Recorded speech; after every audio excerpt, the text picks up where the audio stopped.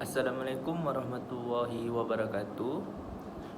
Nama diberi Muhammad Aziz bin Nasbwa dengan nombor metri di 2018-182298. Okey.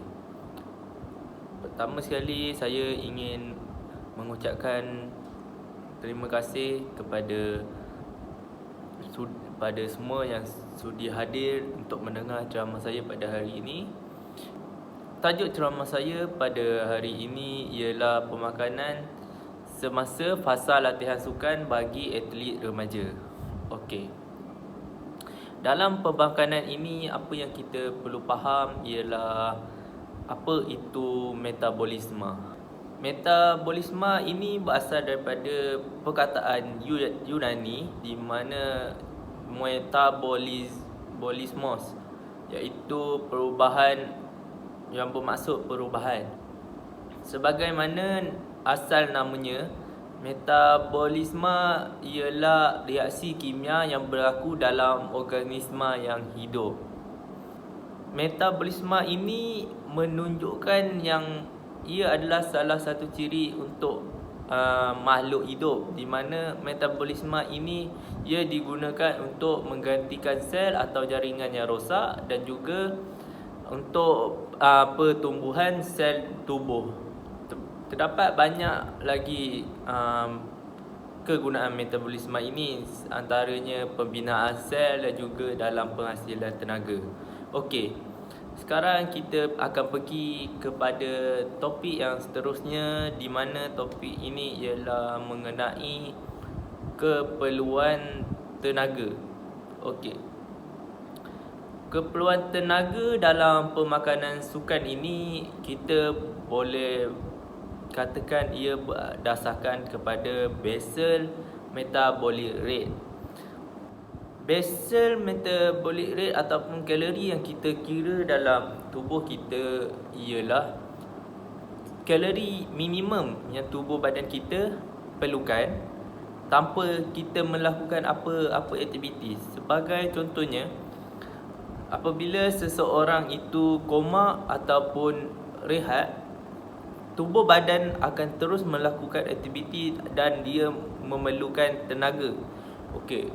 Basal metabolic rate ini adalah berdasarkan daripada tubuh badan kita yang diperlukan untuk menjalankan fungsi-fungsi yang tertentu dalam tubuh badan kita ini.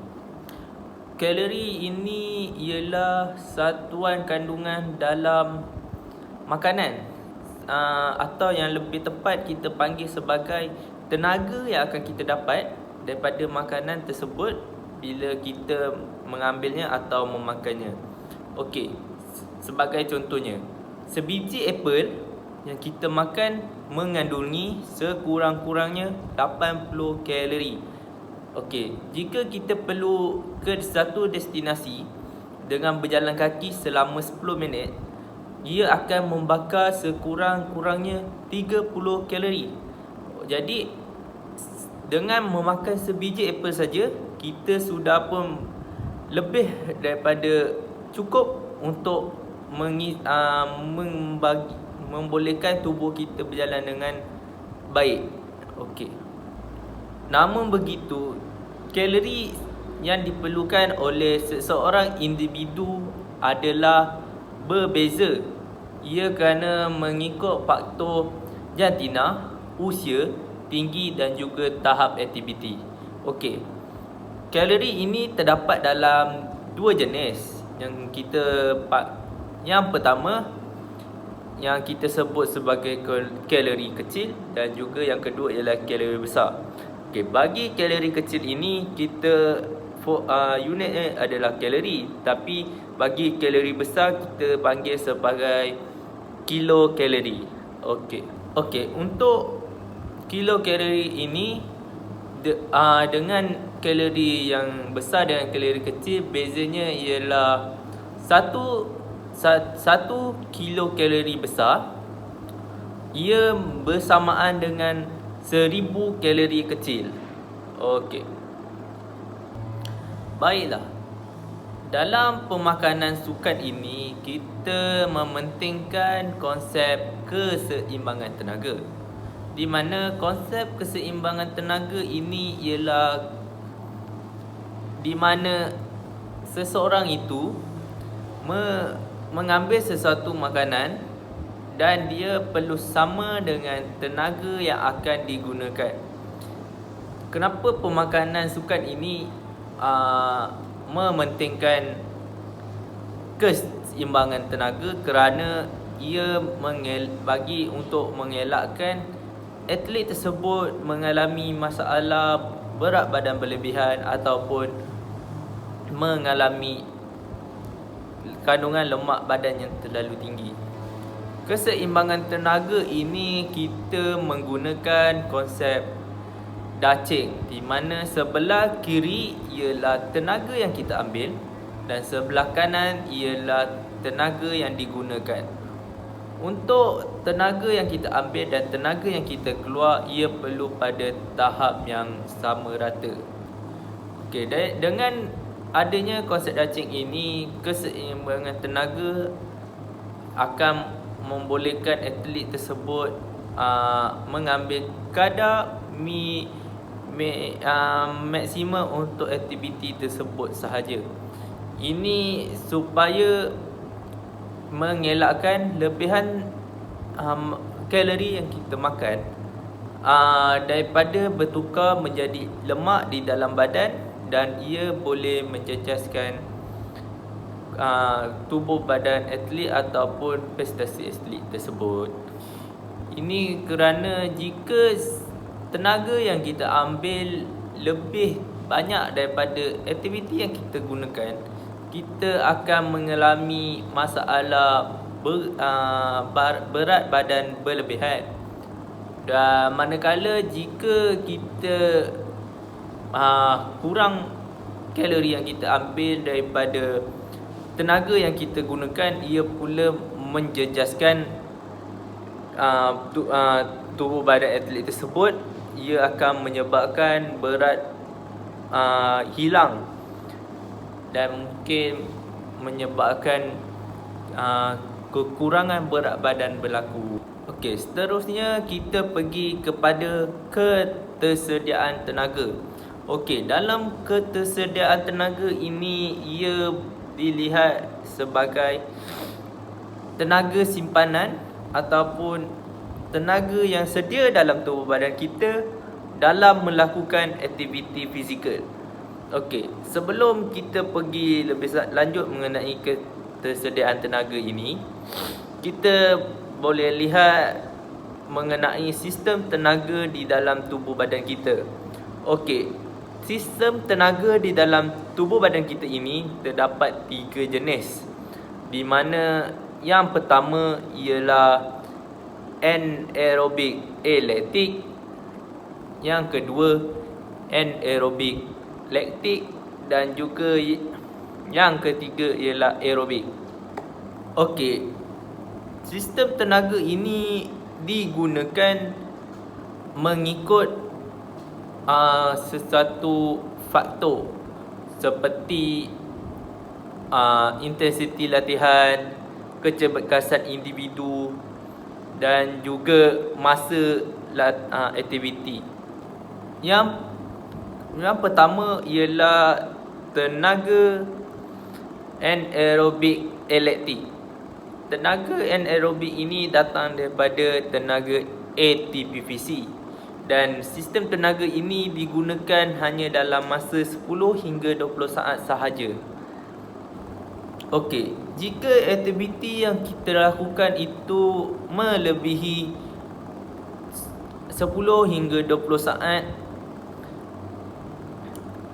tenaga yang akan kita gunakan ialah anaerobic lactic, di mana tenaga ini datang daripada glycogen yang tersimpan di dalam hati. Okey, tenaga yang dihasilkan daripada glycogen ini kita panggil sebagai proses glycolysis anaerobik. Okey, jika aktiviti itu berterusan melebihi daripada 1 minit, tenaga yang akan kita gunakan ialah aerobik. Aerobik ini menggunakan daripada tenaga yang dipanggil glukosa. Glukosa ini tersimpan di dalam tisu otot kita, dan proses-proses inilah yang proses daripada penguraian glukosa ini dan dalam penghasilan tenaga ini yang kita panggil sebagai aerobik. Okey. Sistem tenaga ini boleh dilihat daripada contoh larian 5,000 meter, di mana masa 10 hingga 20 saat pertama, tenaga yang diguna datang daripada anaerobik laktik.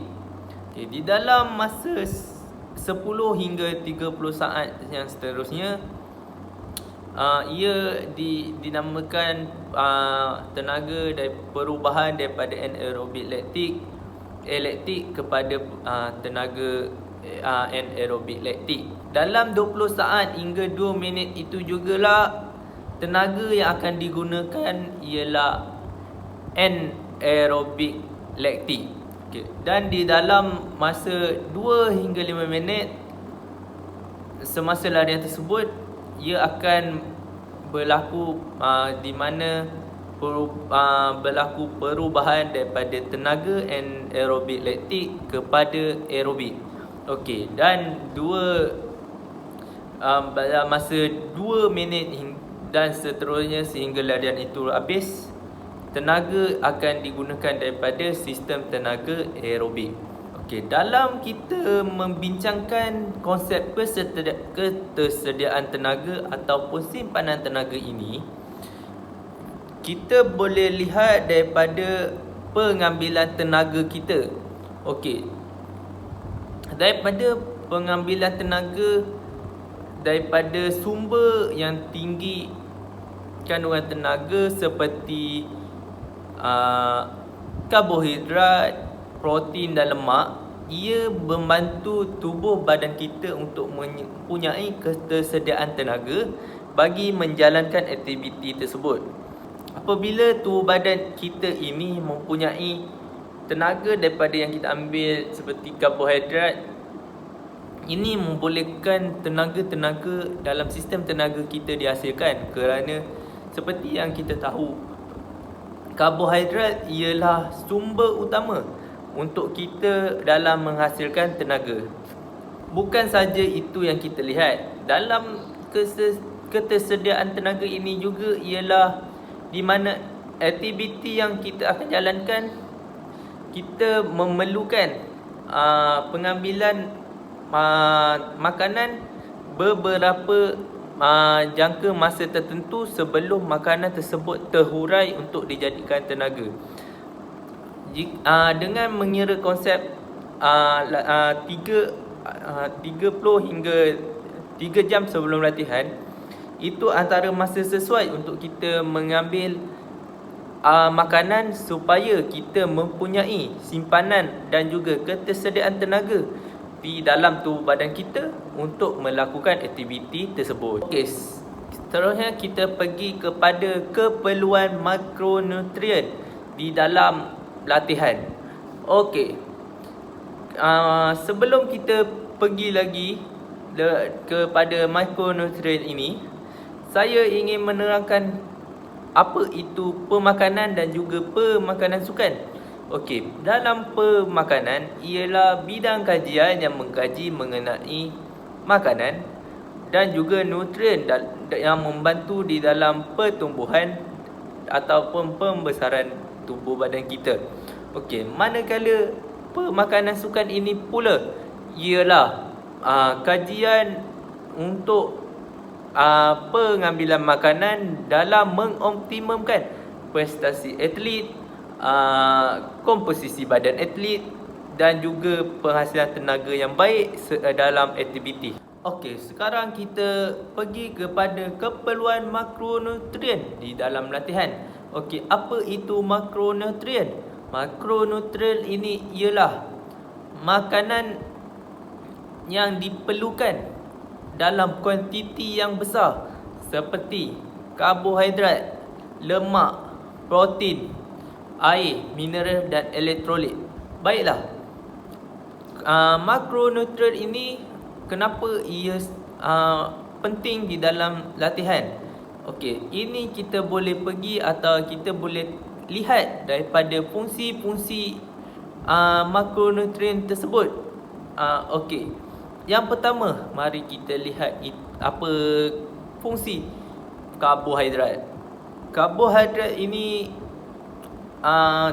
terdapat ataupun boleh dikenali dengan beberapa nama lain yang kita boleh kenali, seperti glukosa, kanji ataupun serat. Okey, karbohidrat ini seperti yang kita tahu, ia adalah sumber tenaga utama dalam tubuh badan kita. Okey, dengan adanya karbohidrat ini, ia menghindarkan daripada tubuh badan kita menggunakan protein di dalam badan kita. Dengan adanya karbohidrat ini, ia mengelakkan daripada kita mengalami ketosis. Baik, yang pertama, jika karbohidrat rendah di dalam sesuatu atlet, ia akan menyebabkan atlet tersebut mengalami mudah letih dan juga lesu.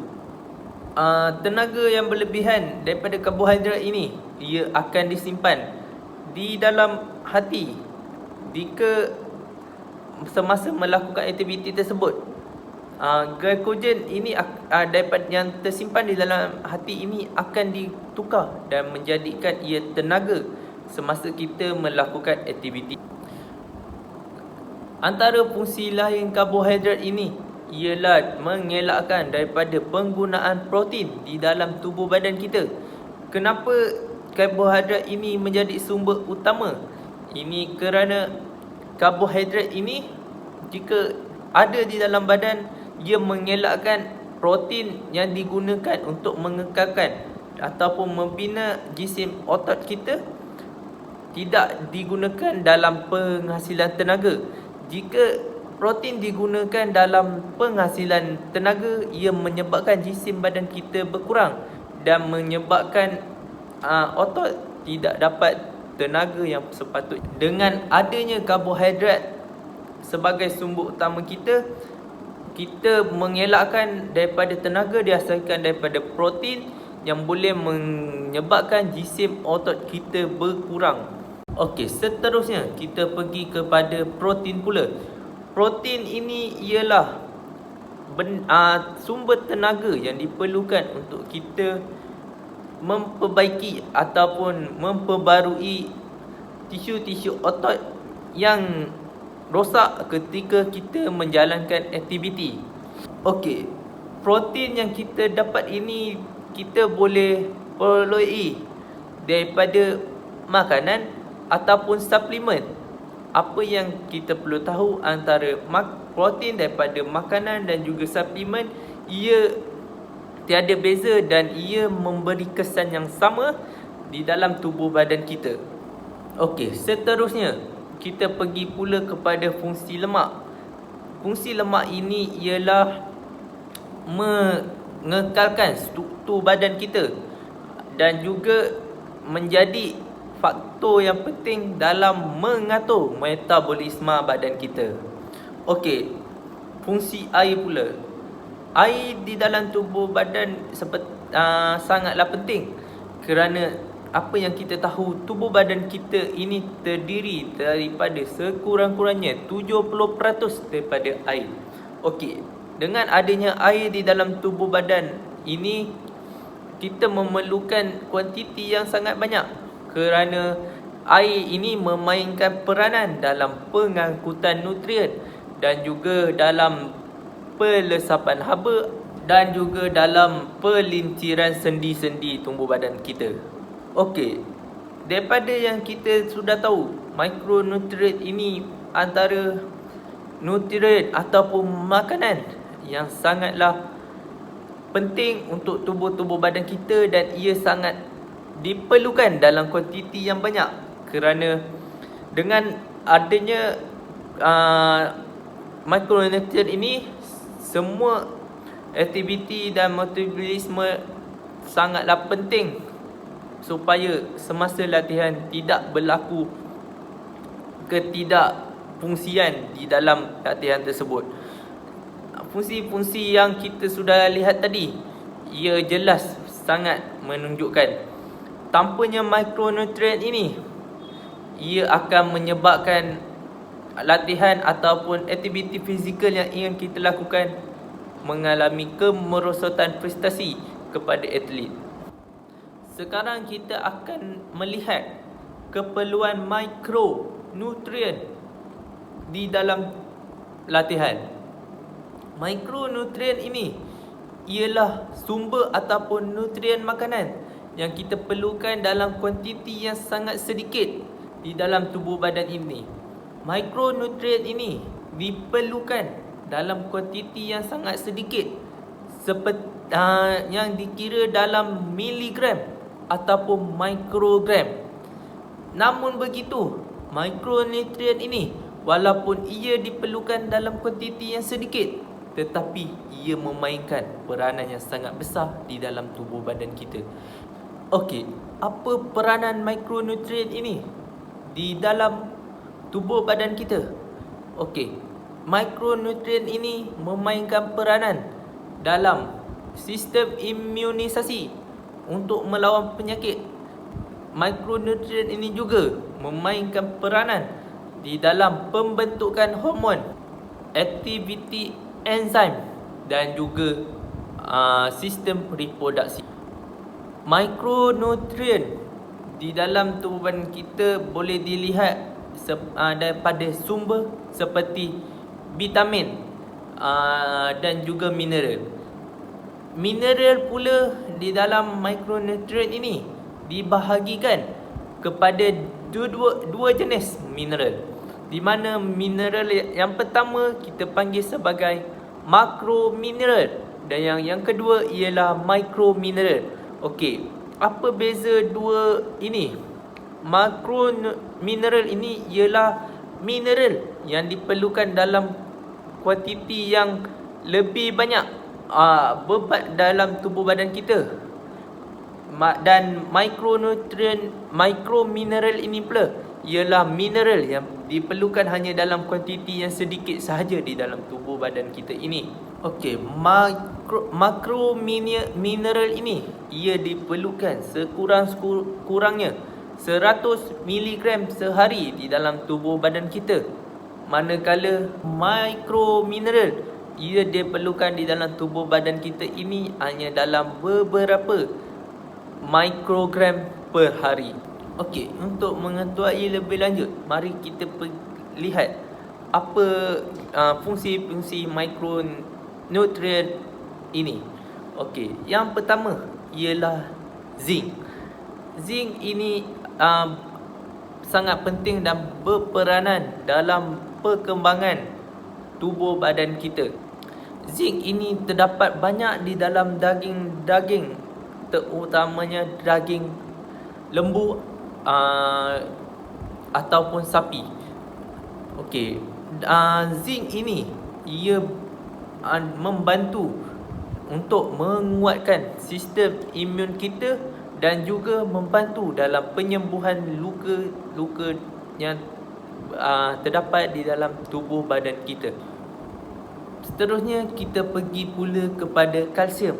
Seperti yang kita tahu, kalsium ini membantu dalam pertumbuhan tulang di dalam tubuh badan kita. Tanpa kalsium yang mencukupi, tulang-tulang di dalam tubuh badan kita ini akan mengalami kerapuhan ataupun tulang kita tiada bentuk yang begitu keras dan menyebabkan ia mudah patah.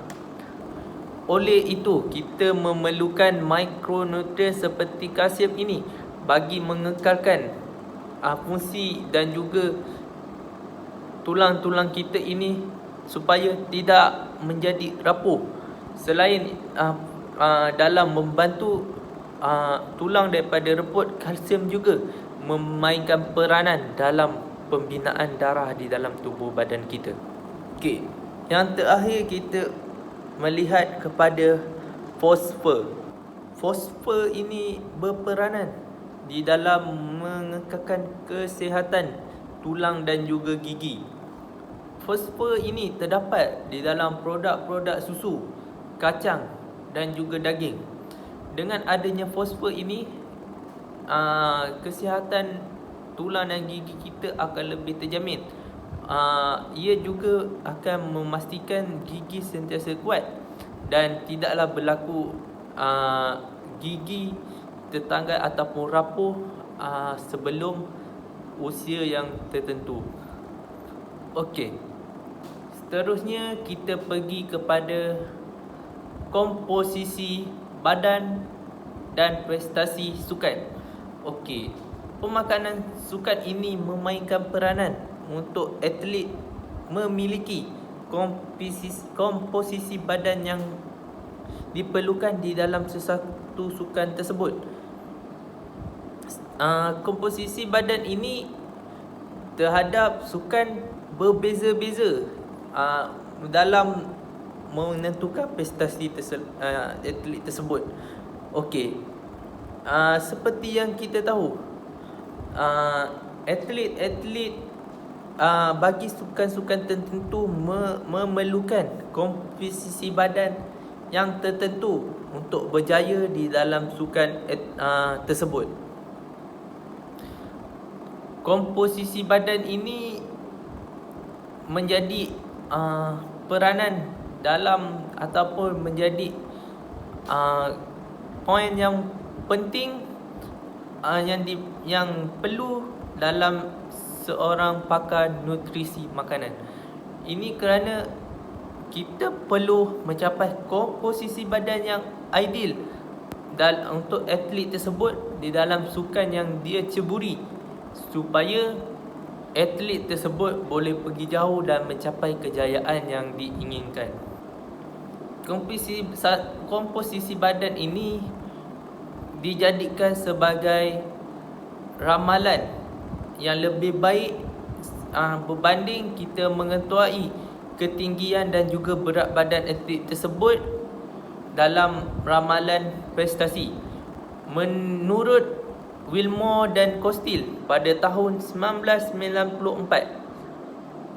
seorang jurulatih perlu mewujudkan piawaian komposisi badan bagi menentukan komposisi badan yang paling ideal bagi sukan-sukan tertentu. Ini menjadi faktor supaya prestasi atlet yang ingin dilatih akan mencapai prestasi yang maksimum. Namun begitu, komposisi badan ini bukanlah boleh dijadikan 100% untuk menentukan prestasi tersebut, kerana setiap atlet mempunyai tingkah laku yang berbeza yang menentukan prestasi mereka.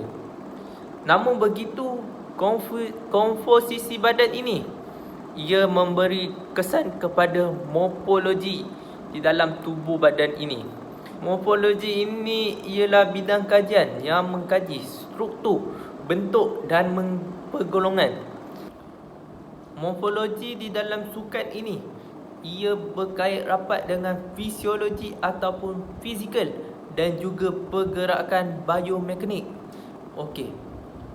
Jika atlet tersebut mempunyai komposisi badan yang ideal, atlet tersebut lebih cenderung untuk mencapai pergerakan yang sangat bagus di dalam sukan yang akan diceburi tersebut.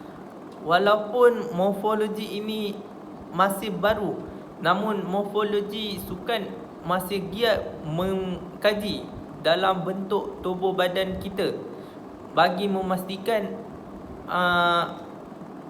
berlakunya peningkatan terhadap prestasi atlet.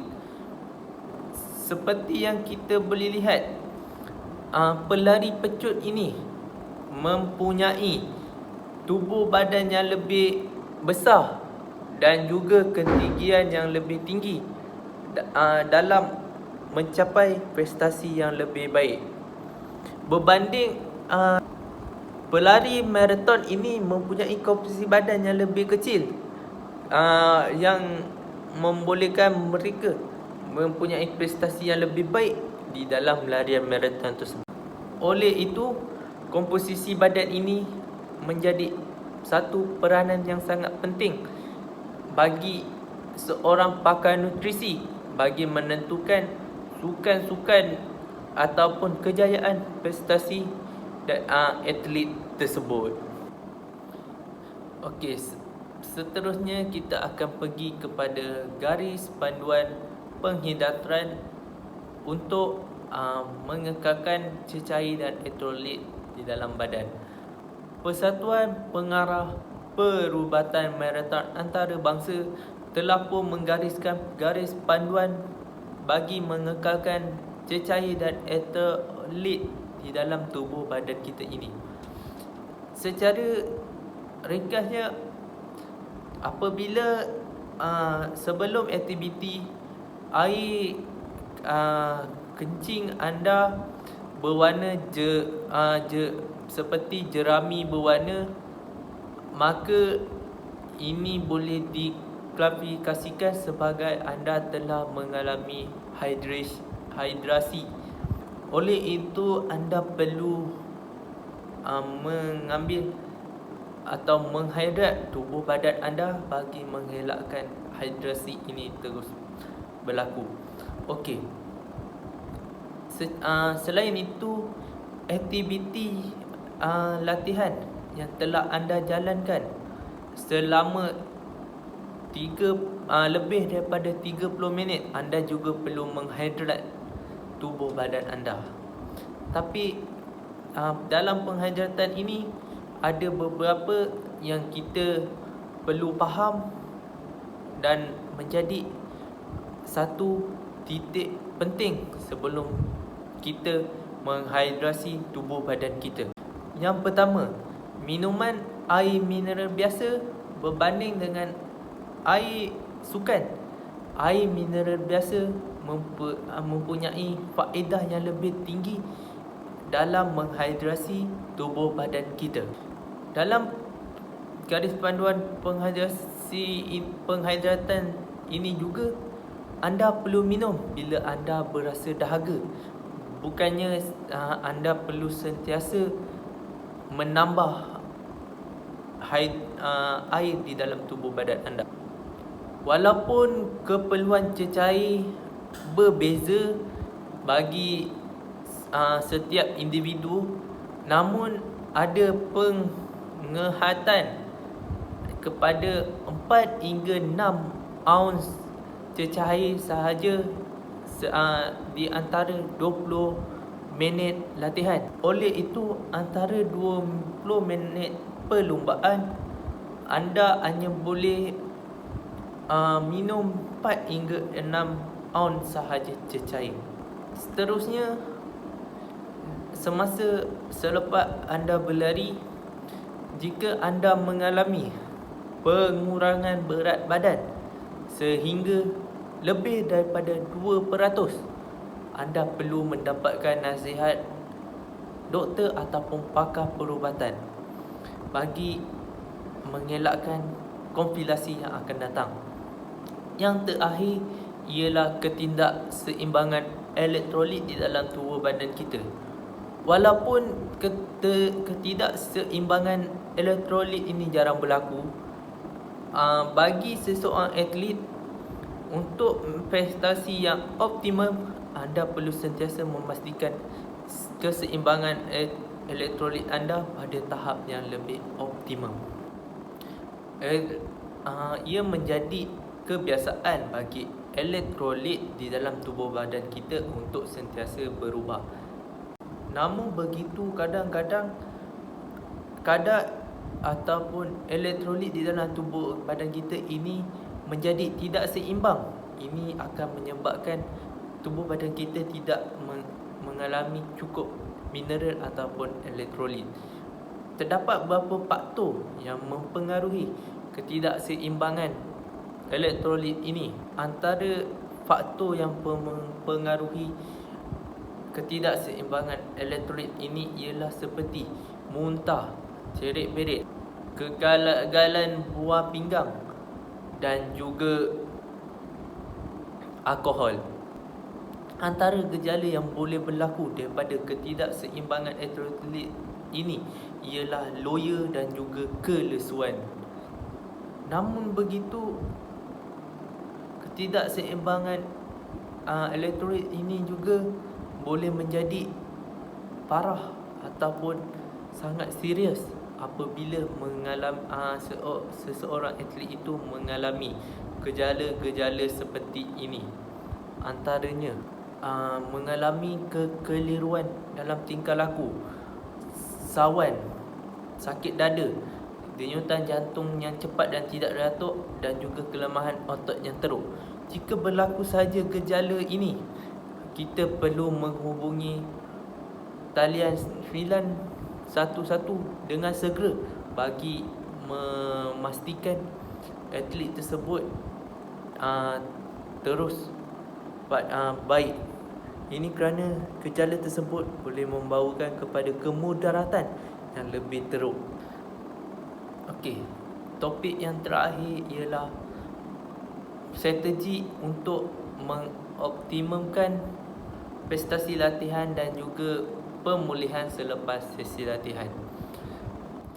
Kebanyakan atlet mereka tahu bahawa mendapatkan rehat yang secukupnya selepas latihan akan membantu dalam prestasi mereka pada tahap yang paling tinggi. Namun begitu, mereka menjadi serba salah ataupun tidak kena apabila mereka mengambil tempoh berehat ini. Okey. Semasa latihan, tubuh badan kita juga akan melakukan pemulihan, dan jika latihan yang kita lakukan ini berterusan tanpa ada waktu rehat, ia akan menyebabkan atlet tersebut mengalami kelemahan dan juga penurunan prestasi. Hari rehat ini adalah sangat penting bagi semua atlet. Ini kerana pada waktu rehat inilah tisu dan juga tubuh badan anda memperbaiki semua kerosakan. Jika anda tidak mengambil rehat ataupun mengoptimumkan pemulihan anda akan mengalami sindrom overtraining, di mana sindrom ini adalah kepayahan untuk anda pulih daripada kecederaan yang anda alami semasa latihan. Oleh itu, dalam pembinaan jadual latihan, kita perlu memasukkan sesuatu tempoh ataupun masa yang diperlukan untuk atlet tersebut supaya mengalami rehat yang cukup.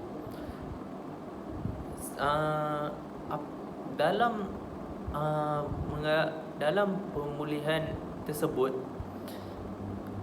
pemakanan sukan ini juga memainkan peranan yang penting, kerana makanan yang kita ambil itu perlu mengandungi nutrisi yang diperlukan dalam tubuh badan secukupnya untuk memastikan tubuh badan atlet tersebut dapat pulih dengan lebih cepat ataupun optimum pada tahap-tahap yang lebih tinggi.